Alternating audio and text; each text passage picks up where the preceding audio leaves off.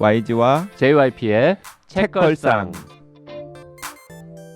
책에 관한 걸쭉하고 상큼한 이야기. YG와 JYP의 책걸상이 찾아왔습니다. YG 강량구입니다. JYP 박재영입니다. 와. 오늘은 지난 시간에 예고해드린 대로 특정한 책이 아니라 하루키라는 작가에 관한 특집을 해보겠습니다. 네, 책걸상에서 작가 특집을 한 건 처음이죠. 그렇습니다. 네, 저희와 같이 무라카미 하루키의 작품 세계 혹은 무라카미 하루키에 얽힌 여러 이야기들을 나눌 고정 멤버 박혜진 선생님 나와 계십니다. 네, 어서 오십시오. 안녕하세요. 네. 박혜진입니다. 네. 자, 근데 저희가 할 수 있을까요? 사실 이제 고민을 많이 했는데 이거 네. 할 건가 말 건가. 네.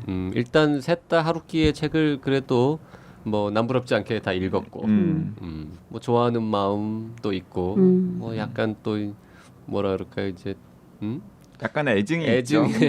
예, 작가라는 점에서는 이야기거리는 충분히 있지 않을까 해서 일단 모여봤습니다. 제가 하루키 방송하러 간다고 하니까 주변에서 아서라고 하더라고요. 그러니까. 전문가들이 너무 많아서 맞아요. 무슨 말을 사실 해야 할지 잘 모르겠는 작가. 그래서 맞아요. 일단 저희가 겸손 한번 떨죠. 저희는 하루키 전문가가 아닙니다. 아닙니다. 네. 그냥 하루키에 대해서 모릅니다, 잘. 네, 그냥 하루키에 대한 아무 말 대잔치라고 생각해 주시고 건의 같은 거 없습니다. 네, 그리고 뭐 하루키 덕후도 아닙니다. 네. 저희가 하루키 책들을 많이 뭐 읽긴 했습니다만 뭐 다른 책들도 많이 읽으니까 네. 그냥 그냥 이렇게 책 읽기를 좋아하는 세 사람이 모여서 요즘 마침 하루키가 화제이니 하루키에 대해서 그냥 개인적인 생각들을 소소하게 나누는 자리. 그래서 듣다가 공감이 되는 대목이 있으면 고개를 같이 끄덕여 주시고 공감이 안 되면은 아 얘네들이 하루키를 잘 모르네 하고 그냥 넘어가시면 됩니다. 네. 자, 하루키는 뭐 워낙 본인의 책도 많고 여러 장르에 걸쳐서 그다음에 하루키에 관한 책도 많고 그다음에 하루키를 물고 들어가서 만들어지는 이상한 책들도 꽤 많고 네, 맞아요. 논문도 많고 뭐 영화화된 것도 많진 않지만 일부 있고 그리고 하루키 현상이라는 말도 있잖아요. 그렇죠. 하루키스트 이런 말도 있고 네. 어쨌든 정말 비교할 수 있는 다른 작가가 전 세계에 누가 있을까 찾기 어려울 정도로 독특한 위상을 갖고 있는 작가이죠. YG는 언제 처음 읽었습니까? 저는 제가 책걸상 에피소드 녹음하면서도 잠깐 언급을 했었던 것 같은데요. 하루키를 언제 읽었냐면 군대에서 읽었어요. 훈련소에서. 제가 99년도에 99년도에 논산훈련소를 들어갔는데 그 논산훈련소에서 훈련을 받다가 약간 다쳤어요. 그래가지고 군 의무대에 한 일주일 정도 입원을 해야 됐었어요. 그런데 이제 그 군대에서 제일 편한 곳이 군 의무대거든요. 그 약간의 각만 잡고 있으면은 크게 터치를 하지 않아요. 어차피 군 의무대에 소속돼 있는 것이 아니기 때문에 그냥 안전하게 회복을 시켜가지고 다시 이제 보내면 되기 때문에 그래서 상대적으로 이제 침대에 누워 있는 시간도 많고 뭐 내가 이제 마음대로 할 수 있는 시간이 많은데 그때 군 의무대에 그 제가 이제 여러분과 같이 누워 있는 그 병실의 한쪽에 상실의 시대가 꽂혀 있더라고요. 근데 저는 하루키 책을 그때까지 한 편도 읽지 않았었거든요. 왠지 너무 트렌디이기 때문에 좀 읽지 않고 싶어하는 그런 것 때문에 안 읽었었는데 그래서 읽었는데 뭐랄까 약간 쇼크를 먹었죠. 왜냐하면 90년대 제가 하루키를 읽기 전에 읽었던 예를 들자면은 뭐 윤대영 소설가 윤대영의 뭐 소설이라던가 90년대면 한창. 네 아니면은 당시에 나왔던 영화라던가 뭐 영화 제목도 생각납니다. 바이준이라고 하는 영화라던가 뭐 어쨌든 뭐 CF라던가 소설이라던가 영화라던가 이런 것들의 곳곳에 상실의 시대에 나왔을 범직한 것들이 변주가 되면서 나왔더라고요. 그러니까 저는 아류들을 먼저 접한 다음에 이제 그 원조를 그런 이제 의미에서 접한 거죠. 놀랐다. 네, 그래서 굉장히 놀랐고 너무 놀래서 그 군대와 어울리지 않게 막 그 놀란 감정을 편지로 썼어요. 편지로 막 써가지고 그걸 누구한테 보냈냐면 지금 그 미스테리아 편집장하고 있는 김용원 선배님. 네, 김용원 선생님이 제 그 한 학번이 학교 여자 선배인데 네. 보통 군대에서 남자 선배나 남자 동기한테는 편지를 안 쓰잖아요. 그 여자 선배한테 약간 관심이 있었군요. 아 그렇지는 않았는데 어쨌든 그 학교 생활을 하면서 이제 그 여자 선배랑 이제 그런 소설이라던가 영화라던가 이런 얘기들을 굉장히 즐겁게 많이 했었던 그런 기억이 있었기 때문에 막 이제 그런 걸 써가지고 제가 편지를 보냈던 기억이 납니다. 자, 언제 처음 읽었냐는 별거 아닌 질문에 이렇게 길게 답을 하면 하루키에 관한 얘기를 방송에 저는 2000년대 중반에 대학을 들어갔는데 네. 그때 저희가 이제 한창 읽던 한국 작가들이 있었어요. 뭐 김현수 작가 정말 많이 읽었고 김영하 작가도 많이 읽고 근데 그때 이제 김현수 작가의 뭐 산문이라든지 그래서 곳곳에서 하루키에 대한 이야기들을 많이 하셨거든요. 그래서 한국 작가들이 이야기하는 하루키를 통해서 하루키를 읽게 됐어요. 김현수 작가가 하루키의 광팬이죠. 네네. 네, 큰 팬이죠. 네. 뭐 뿐만 아니라 뭐 임경선 작가 같은 경우에 하루키를 주제로 이제 에세이를 쓰기도 했고, 그러니까 하루키에 대한 글들을 통해서 하루키로 진입한 경우라고 할 수 있어요. 뭐 제일 먼저 읽은 사람은 뭐 아무래도 나이가 제일 많은 저인 것 같은데, 전 정확하게 언제부터 읽기 시작했는지 기억이 안 납니다. 솔직히 말하면. 그게 뭔들 기억이 나겠어요. 네, 그리고 어느 책부터 읽었는지도 확실하지 않아요. 그러게 뭔들 기억이 나겠어요. 근데 그냥 분위기만 저 기억이 나는 게 아마도 빠르면 89년 아니면 90년, 91년 그 무렵 하여튼 90년 전후 한 시기였는데 이제 하루키가 번역돼서 처음 소개되기 시작하던 그 무렵인데 제가 이제 학교 다닐 때 연극부를 했습니다. 그래서 연극반에서 책 좀 읽는 자들이 좀 있잖아요. 이제 그 자들이 누군가가 이제 하루키라는 그 당시에 신인급 작가의 소설을 봤는데 뭐 재밌다 이러고는 이제 뭐 그때 왜 그 당시에는 대학 서클룸에 가면은 뭐 이렇게 다 같이 쓰는 노트 같은 것도 있고 막 그랬잖아요. 뭐 그런데 써놓기도 하고 뭐 책을 서로 빌려서 또 보기도 하고 뭐 이런 분위기였어요.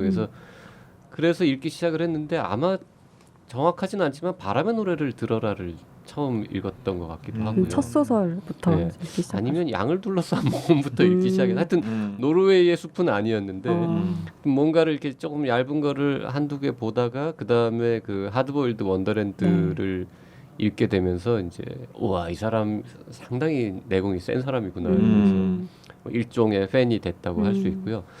그 다음에 하나 또 기억나는 장면이 마침 제 1년 후배 중에 일본에서 초중고등학교를 졸업하고 대학만 서울로 온 후배가 있었습니다. 그래서 그 친구한테 물어봤죠. 야, 하루키가 일본에서 정말 그렇게 유명한 사람이냐? 엄청 유명한 사람이라는 거죠. 대단한 작가라고 그러더라고요. 그래서 뭘로 대단하냐 그랬더니 참 설명하기 어렵지만 하여튼 대중적으로도 굉장히 유명하고 그러니까 책도 많이 팔리는데 예술적으로도 높이 평가받는 흔히 하는 말로 평단과 대중의 공통의 어떤 지지를 받는 어마어마한 작가다. 신화적인 존재다. 뭐 이런 이제 얘기를 하는 거죠. 근데 이제 약간 믿음이 안 가는 거죠. 그때만 해도 뭐 책 몇 권 안 썼는데 뭐 그렇게까지 뭐 그래 뭐 그러면서 제가 이렇게 질문했습니다. 야 우리나라로 치면은 이문열 정도 되는 작가냐?라고 이제 물었죠. 이문열하고 하루키가 동갑이던가 그때 나이가 거의 같거든요. 네. 네. 그리고 그때 이제 이문열 씨도 초창기에 그 빅히트작들을 몇 개 내면서 이제 한국에서 꽤 한창 잘 나갈 때 그렇게 딱 얘기를 했더니 그 후배가 고개를 절레절레 흔들면서 비교할 수 있는 수준이 아닙니다. 한국의 이문열보다 일본의 하루키가 훨씬 더 높은 평가를 받고 훨씬 더 유명하고 훨씬 더 일본 사회에서 이미 임팩트가 큰 작가다. 뭐 이렇게 얘기를 하더라고요. 그게 한 90년대 초반 정도? 90년대 초반이었던 것 같아요. 네. 그래서 그래 그러면서 이제 조금 더 한두 권을 더 보기 시작했고 그러다가 결국 장편은 거의 다 본 것 같습니다. 단편이나 에세이는 뭐 안 본 것들도 굉장히 여기 많은데. 있는 셋 중에 JYP가 제일 하루키 많이 책을 제일 많이 읽으셨구나. 읽었을 것 같은데 제일 먼저 그리고 제일 많이 문제는 기억을 못 문제는 한다는 기억이 안 나요. 네. 소설 자체는 제가 제일 적게 읽은 것 같아요. 네. 근데 약간 이제 그 JRP의 지인의 지적에 약간 좀 오류가 있긴 있습니다. 그래요? 어떤 오류가 있냐면 제가 이제 하루키 특집을 한다길래 몇 가지 이제 글들이나 정리된 것들을 좀 보았는데 일단 하루키가 그 JRP가 학교에 들어온 시점이 80년대 후반 90년대 초반이잖아요. 그렇게 여러 해에 걸쳐 들어갔어요. 대학 생활을 한 시기가 대학 생활을 한 시기가. 근데 그때 이미 이제 중진까지는 아니지만 어쨌든 데뷔한 지 한 10년 정도 된 왜냐하면 1979년에 그렇죠. 네. 근데 한국에는 80년대 후반쯤에 맞습니다. 들어왔어요. 네, 바람의 노래를 들어라라는 데뷔작으로 데뷔를 했고 그리고 상당히 오랫동안 그러니까 87년도에 상실의 시대로 우리나라에는 알려진 노르웨이 숲이 나오기 전까지는 약간 굉장히 새롭고 특이하긴 하지만은 일본 문단에서는 좀 인정을 못 받는 그랬었어요. 네. 네, 문학성이라던가 작품성에 대해서는 인정을 못 받는 약간 별종 취급을 받는 그러면 일본어로 그 책들을 읽은 그 후배가 그냥 자기 개인적으로 네, 이제 맞습니다. 존경한다는 뜻으로 그러니까 굉장히 트렌디한 있겠군요. 작가였긴 했던 것 같아요. 그러니까 한없이 투명에 가까운 블루라는 소설을 쓴 무라카미 류 이제 1976년에 데뷔를 했고 그리고 이제 1980년에 어쩐지 크리스털이라고 하는 작품으로 데뷔한 다나카 야스오라는 작가와 함께 세 사람이 약간 뭔가 기존의 일본 문단에 편입되지 않는 새로운 트렌드를 반영하는 별종 작가 등으로 취급이 되었었다고 해요. 별종 신인 트로이카 뭐 이런 네, 분위기로. 맞습니다. 그러다가 이제 계속해서 내는 작품들마다 되게 화제작은 되고 마니아들을 거느리긴 하지만은 별로 이렇게 인정을 받지는 못하다가 87년에 그 펴낸 그 노르웨이 숲이 너무너무 많이 팔린 거예요. 일본에서도 제가 찾아봤더니 그것도 2권으로 나왔는데 상하권 합쳐서 430만 부가 일본에서 나왔대요. 어마어마하죠. 어마어마하죠. 네. 그리고 당시에 선전 문구가 100% 연애 소설. 네. 그렇죠. 이 선전 문구였는데 엄청나게 거의 팬덤 현상을 일으킬 정도로 일본 젊은이들 사이에서 그 각광을 받아서 문학성이 있고 없고를 떠나서 하루키를 인정을 할 수밖에 없는 상황이 됐고요. 일본 문단 입장에서는. 그리고 이제 더 놀란 게 뭐냐면 그 이후에 이제 타이완이라던가 뭐 한국이라던가 이런 데서 이 하루키 열풍이라는 현상이 일어나면서 일본 본토보다도 훨씬 더 하루키에 열광하는 그런 젊은이들 사이가 등장을 하면서 이제 도대체 저런 하루키 현상의 이유는 무엇이지? 이제 그러면서 이제 하루키가 굉장히 유명해졌고 아마 이제 그런 대목에서 그 지인이 하루키가 일본에서 굉장히 유명한 작가다라고 얘기를 했던 것 그러니까 같아요. 그때 이미 저기 노르웨이의 숲이 나오고도 몇 년 지난 후니까 네, 맞습니다. 그런 얘기를 했던 것 같아요. 네. 근데 저는 이제 아까 그 이문열 씨가 잠깐 언급이 되었었는데 하루키랑 이문열 씨가 또래 세대라는 비슷하죠. 네. 데뷔 연도가 똑같군요. 보니까. 또래 세대라는 얘기 때문에 이제 그 최근에 막 여기저기 이제 소셜 미디어 이런 데서도 아니 하루키랑 이문열이 동년배라니 그러면서 도저히 그 다부진 육체를 가지고 있는 하루키와 네. 그 개량 한복을 입은 이문열과 그래 이문열이 너무 이제 이문열 선생님이 약간 꼰대 이미지가 되어버렸잖아요. 이문열 씨 같은 경우는 뭔가 좀 보수의 순간부터 아이콘. 육체가 꼭 문제는 아니죠. 네. 굳이 비교하자면. 하루키는 또 극단적으로 또 젊음의 아이콘인데 네. 그러면서 이제 막 비교가 많이 되던데 그 제가 찾아봤더니 그 데뷔 연도만 놓고 보면은 이제 이문열 씨가 2년 빨라요. 아 그래요? 77년도에 이제 그 나자레를 아십니까라는 단편으로 이제 데뷔를 했는데 근데 이문열 씨가 진짜 한국 문단의 아이돌처럼 등장한 게 이제 79년에 사람의 아들이라는 책을 펴내고 81년에 젊은 날의 초상이라고 하는 책을 펴내면서 이제 한국 문단에 약간 기대조 혹은 아이돌처럼 짠하고 등장을 했는데 딱 그 시기가 이 하루키랑 비슷하고요. 그리고 하루키가 처음부터 일본 문단의 그 인정을 잘 못 받았던 것과는 달리 이문열 씨 같은 경우는 문단에서도 등단하자마자 네. 문단에서도 굉장히 정확한 문장을 아름답게 쓰고 탄탄한 구성력을 가지고 있으면서도 스토리텔러로서의 면모도 굉장히 훌륭한 작가로 고평가를 받고 대중들한테도 이제 굉장히 높은 평가를 받죠. 근데 언제부터 이문열 씨는 그렇게 됐죠? 모르겠어요. 근데 저는 80년대 이문열의 작품을 굉장히 좋아하는 편이었거든요.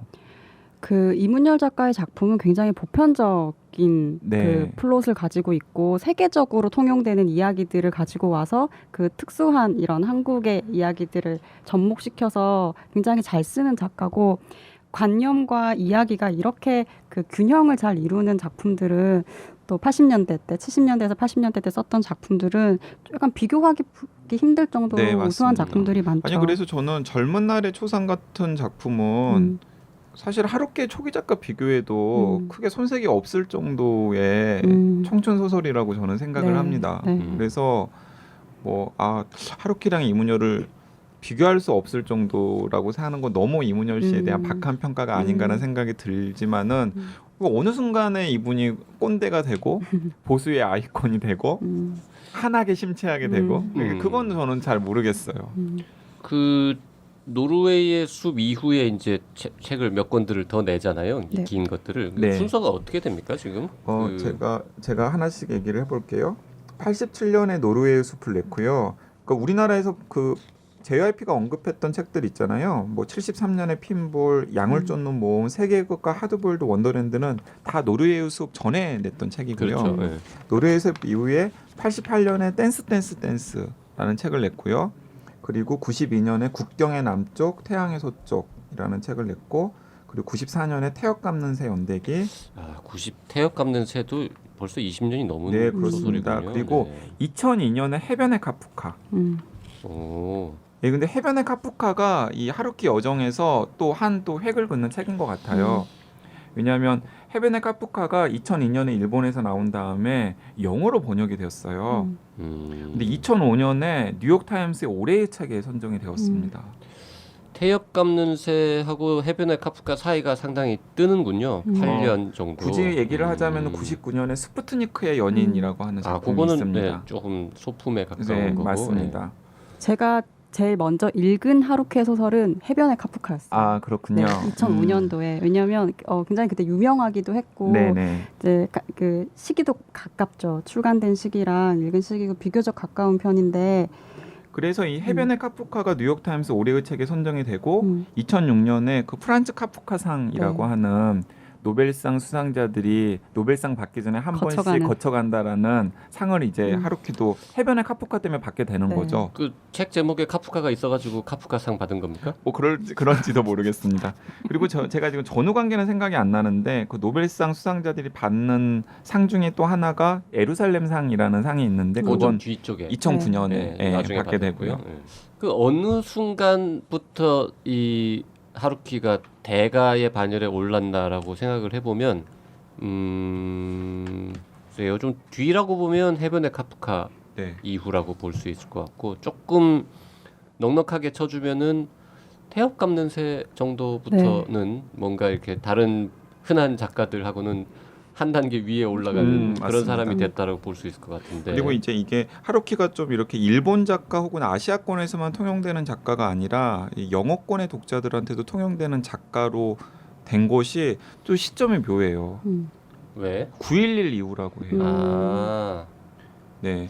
그러니까 아시아권에서는 약간 뭐랄까 그런 현실 사회주의에 대한 실험이라던가 학생 운동이라던가 이런 것들이 몰락하고 소비 문화가 막 등장했을 때 상실의 시대가 유행이 되었다면 이 미국 같은 나라에서는 9.11 이후에 갑자기 해변의 카프카 같은 책들이 대중적으로 주목을 받으면서 이 무라카미 하루키가 하루키 무라카미로 전 세계에 통용이 되었다라고 합니다. 그렇죠. 네. 그러니까 그것도 되게 역설적인데 그렇게 또 일본에서는 2000년대가 되면 하루키는 약간 잊혀진 작가였다고 해요. 오히려 마치 그 21세기 들어서 이문열 씨가 잊혀진 것처럼 약간 잊혀진 작가 취급을 받다가 이 9.11 이후에 그러니까 2000년대 들어서 미국이나 유럽에서 하루키가 굉장히 인기를 하고 먹고 각광을 받게 되니까 역으로 이제 하루키가 쓴 소설들에 뭔가 색다르고 다른 게 있나 보네, 세계적으로 통용되는 뭐가 있나 보네라고 하면서 이제 일본의 지식인들이나 평론가들이 하루키 작품들을 읽고서 다시 좋은 읽기. 다시 읽고서 뭐 좋은 평들 같은 것들을 내놓으면서 다시 이제 일본에서도 하루키가 높은 평가를 받게 되는. 하루키가 참 대단한 것 중에 하나는 많은 작가들이 되게 막 좋은 평가를 받는 작품들을 이렇게 쭉 내다가 어느 한순간에 망한단 말이에요. 네. 예. 그리고 난 이 작가의 작품은 일단 다 보리라 앞으로도 네. 계속 봐야지 하다가 어느 책을 딱 보는 순간 나 이제 이 사람은 그만 볼래 이렇게 되는 경우들이 있는데 하루키는 일단 폭망한 작품이 없다는 거. 그러니까 항상 다 수준을 최소한 마- 일정 맞습니다. 수준 이상은 유지해 준다라는 게 이게 이제 70이 다 돼가는 지금까지도 그게 일단 놀라운 그 거죠. 페이스를 유지한다는 게 독특한데 하루키에 대해서 비평을 하거나 하루키 문학을 해설하고자 하는 욕망에 들끓는 사람들이 정말 많거든요. 근데 이번에 기사단장 죽이기 일본판 해설을 쓴 사이토 미나코가 이제 비평집을 최근에 냈잖아요. 한국에도 들어온 그 문단의 아이돌로 그거 보면 굉장히 재미있는데 하루키 문학이 어떤 경로를 이렇게 밟으면서 사람들에게 읽혔는지를 좀 보여주는 부분인데 처음 사람들이 하루키 문학을 읽었을 때는 다 분위기 비평을 많이 했다는 거예요. 그러니까 가장 심플하게 나는 하루키의 이 문장이 너무 좋아.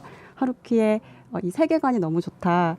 그러니까 이런 방식으로 많이 비난을 그러니까 감상평을 하다가 퍼즐을 풀자 단계로 넘어오는 계기가 됐던 게 이 양을 둘러싼 양을 쫓는 모험이었던 건데 이때부터 이야기가 굉장히 풍부해지기 시작하면서 좀 다른 평가들이 나오고 소수의 마니아층이 생겼던 거예요. 소수의 마니아층과 다수의 여전히 분위기를 즐기고 싶어하는 사람들. 근데 이게 다시 한번 커브를 돈 게 이제 태엽 감는 새가 나오면서 이 잘은 모르겠지만 이제 열렬하게 지지하는 사람들과 이제 좀 안 읽어야겠다는 사람들도 좀 생기고 하면서 좀 다른 그 방향들이 많이 나오면서 계속해서 이렇게 변해가는데 자기 페이스를 유지하면서도 뭔가 계속 새로운 그 작품의 특징을 갖고 있는 작품들을 계속 발표했다는 게 어떻게 보면 그 굉장히 그 높은 수준의 작가라는 걸 보여주는 부분인 것 같아요. 제가 1Q84를 읽을까 말까를 정말 고민을 많이 했었어요. 왜요? 그냥 그 앞에 많이 읽었고 그 카프카까지 이제 읽고 태엽 감는 새도 그렇고 카프카도 그렇고 막 2권 막 태엽 감는 새는 심지어 한국에서는 4권으로 나오고 막 이랬으니까 너무 많은 시간이 들잖아요. 그리고 다들 아시다시피 또 JYP가 또 이 두꺼운 책 싫어하지 않습니까? 1Q84는 그게 그렇게 두꺼운 책이 이제 3권짜리니까 내가 하루키 이만큼 읽었으면 됐지 이걸 내가 또 읽어줘야겠어 이런 생각을 하면서 이제 좀 약간 망설였었는데 네네. 사람들이 또 너무 또 좋아들 하는 거죠. 훌륭하다고. 그래서 속는셈 치고 정말 1권만 샀었습니다. 처음에는 1권 보다가 마음에 안 들면 그만 보려고. 내가 역시 놓을 수 없더군요. 그래서 그 다음에 또 그 색채 같은 거는 한 권이니까. 네. 그리고 색채가 없는은 굉장히 좀 독특하죠. 하루키 소설 중에서도. 좀 독특해요. 심플한 느낌이 있는 소설. 그리고 비현실적인 내용이 별로 없어요. 거의 없는. 없어요. 네. 네. 그냥 이건 완전 리얼한. 그래서 제 주변에는 하루키 소설이 너무 센티멘털이즘이다라고 해서 별로 좋아하지 않는 친구들도 있는데요. 그런 친구들이 되게 색채가 없는 그 다자키 스쿠루와 그가 순례를 떠난 애를 좋아해요. 그렇군요. 네네. 좀 판타지한 그 요소가 좀 적고 좀 회고하는 방식이지만 그 회고하는 방식 안에 굉장히 문학성이 좀 도드라지는 부분들이 있기 때문에 좀 좋아하죠. 네. 지금 내용들이 다 솔직히 기억이 안 나는데 현실적이지 않은 그러니까 판타지적 요소가 전혀 없는 거는 색채가 없는 다자키 스쿠루하고 노르웨이의 숲 정도는 그쵸, 강렬하지 않죠. 강렬하지 않죠. 거의 없는 거의 없죠. 느낌이고 네. 나머지는 거의 다 약간 비현실적인 부분들이 약간씩 있죠. 있죠. 네. 댄스 같은 경우는 아주 많이 있었던 것 같고요. 네. 그리고 그 원더랜드 같은 경우에는 뭐 정말 이상한 내용이고 한 세계 자체가 아예 그랬던 것 같고. 그리고 1Q84도 뭐 일단 현실적으로 보면 네. 말도 안 되는 이야기인 거고 그런데 카프카도 그렇고 변곡점은 있는 것 같아요. 아까 JYP가 그 연도를 들으면서 지적을 했었는데 태엽 감는 새랑 해변의 카프카 사이가 좀 붕 뜬다. 근데 이제 카프카 연표를 하루키 연보를 보면 어떤 일이 그 사이에 있었냐면 95년에 옴질리교 사건이 있었잖아요. 근데 하루키가 그 사건에 너무 충격을 받고 난 다음에 그 붕 뜨는 그 시기에 1년 9개월간 옴질리교 사건의 피해자와 관계자 62명을 인터뷰를 하러 다녀요. 그래서 언더그라운드라고 하는 논픽션을 97년에 내고요. 그리고 또 옴질리교 교단의 신자 8명의 이야기를 담은 약속된 장소에서라는 논픽션을 98년에 내거든요. 그거 봤습니까 혹시? 저는 언더그라운드를 좀 읽다가 말았어요. 아. 왜냐하면 일본 맥락에 굉장히 놓여 있는 책이기 때문에 막 몰입을 해서 읽기에는 좀 힘들더라고요. 박평은 혹시 저도 언더그라운드를 봤어요? 네. 그러다가 해변의 카프카라는 책이 나오고 이제 2009년에 아무래도 그 옴질리교 사건을 모티프로 한 것 같은 그 뭐 약간 종교 집단을 그린 1Q84라는 게 나오고요. 그리고 이제 그 사이에 이제 1Q84 나온 다음에 하루키가 하는 인터뷰에서 이런 얘기를 했었대요. 작가의 역할에 대해서 이제 본인이 이렇게 얘기를 했었는데, 그러니까 원리주의라던가 신화성 같은 것들에 대항할 수 있는 이야기를 만들어내는 게 자기는 작가의 역할이라고 생각한다. 그러니까 아마도 하루키는 뭐 원래 이제 일본의 집단주의라던가 전체주의 이런 것에 대한 굉장한 환멸이나 적개심 같은 게 여러 작품들이 드러나 있잖아요. 근데 더 떠나서 이제 지금 막 이제 좀 전 세계를 일본뿐만 아니라 전 세계를 휩쓸고 있는 그런 뭔가 근본주의적인 그런 흐름, 뭔가 하나로 다 획일화 시켜가지고 뭔가를 해보려고 하는 그런 흐름에 대해서 뭔가 대항하는 재미있는 이야기를 만드는 게 작가의 역할이라는 생각이 들고 그걸 이제 현실에 구현한 게 1Q84가 아닌가 싶어요. 작품으로도 그걸 구현했지만 그 하루키의 산문들을 보면 일상생활에서도 이 개인주의, 네. 취향, 그다음 그가 이제 그 전체주의에 반대했던 것들이 아주 너무 재미있게 잘 드러나서 사실은 하루키 스타일, 하루키식 라이프 스타일 이런 것들도 뭐 굉장히 유행이 되고 어떤 삶의 하나의 그 모델처럼 느껴진달까요? 네. 굉장히 세련된 현대성이 있는 삶 그런 영향도 많이 줬던 것 같아요. 네. 하루키 지금 추억을 해보면 이제 저도 하루키 책을 읽은 기간이 벌써 이제 한 25년 뭐 이렇게 되니까 그 예전에는 한때는 내가 하루키 책 뭐 많이 봤다, 하루키를 좀 안다, 하루키 책에 이런 문장이 나온다, 뭐 이런 얘기를 하는 것 자체가 굉장히 세련되고 막 시크하고 뭐 좀 멋짐의 표현으로 쓰이던 때도 있었고 스노비즘, 그런 거 성물근성으로 막 이렇게 막 정말 허세뿐. 예. 그 당시에 그 90년대 초반 그 당시의 젊은이들에게는 허세 부리기에 정말 최고로 좋은 작가였죠. 그러니까 실제로 하루키가 일본에서 초반이나 중반에 많이 비판을 받았던 대목들이 그런 아이콘처럼 소비되고 있다라는 데서 네. 많이 비판을 받았었죠. 네. 아니, 그러니까 JYP가 했던 것처럼. 그런 시대도 있었는데 어느 순간에는 또 하루키 얘기를 꺼내면 되게 좀 오히려 시대에 뒤떨어지고 뭐 어느 시절 언제적 하루키 너 아직도 하루키 보니 뭐 이런 얘기를 하는 분위기도 조금 있었고 아재 오히려 하루키 얘기하면 아재가 된다. 하루키 얘기하면 아재가 되고 이제 요즘 20대들은 잘 안 읽고 뭐 심지어 하루키가 누군지 모른다고 그런 거랑 비슷한 거죠. 이제 그 서태지가 이제 무슨 여중생처럼 보이는 애한테 이제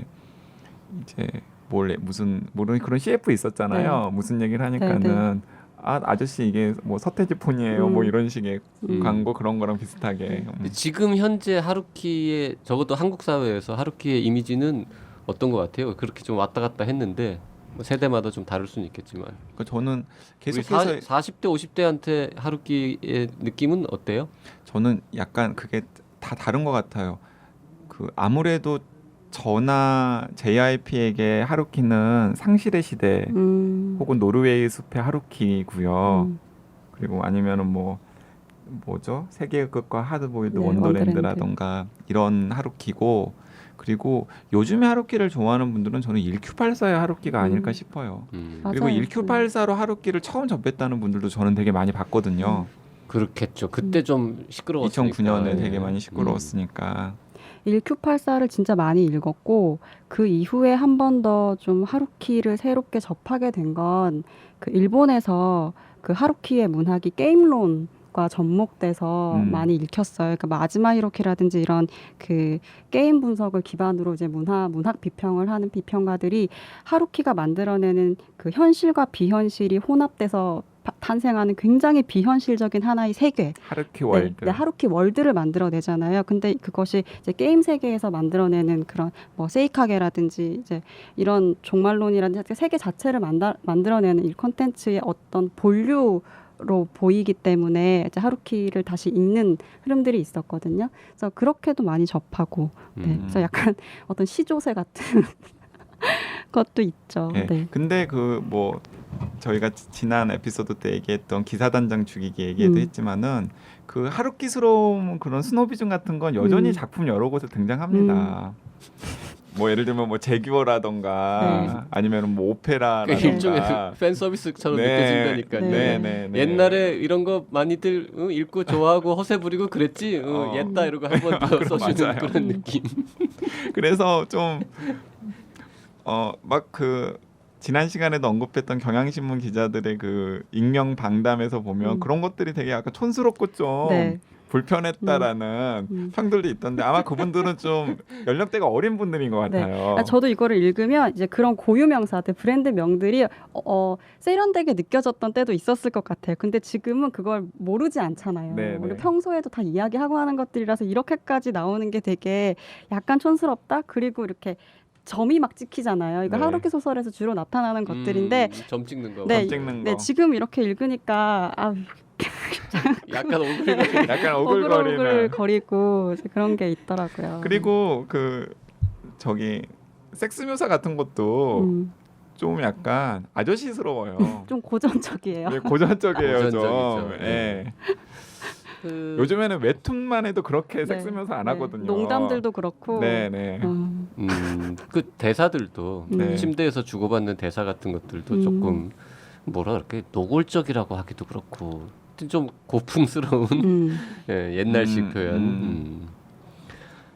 자, 어쨌든 하루키는 참 이런저런 이야기거리가 많은 작가인데요. 우리가 준비한 내용을 아직도 다 말을 못했습니다.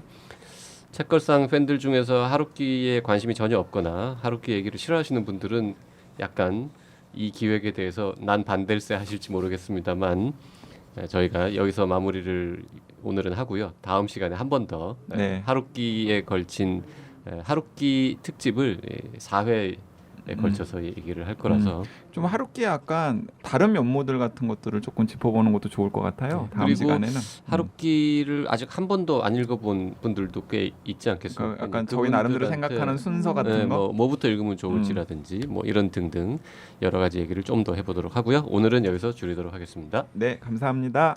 고맙습니다.